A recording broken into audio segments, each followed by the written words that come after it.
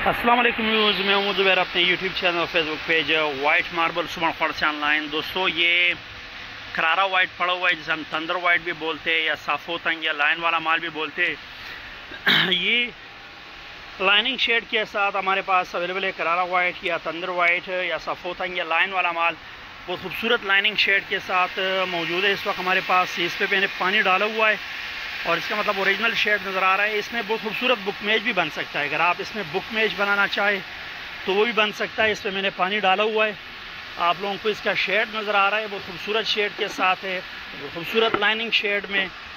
और अगर आप लोग इसमें बुकमेज बनाना चाहें तो वो भी इंशाल्लाह बन सकता है। बहुत खूबसूरत अपने मतलब चॉइस के मुताबिक अगर आपका मैसन इंतहाई काबिल है और वो इसमें बुकमेज बनाना चाहे तो इंशाल्लाह वो इसमें बना सकता है। करारा वाइट लाइनिंग शेड में अगर आप लोगों को चाहिए मार्बल तो ये इस वक्त हमारे पास अवेलेबल है अच्छी खासी क्वांटिटी में।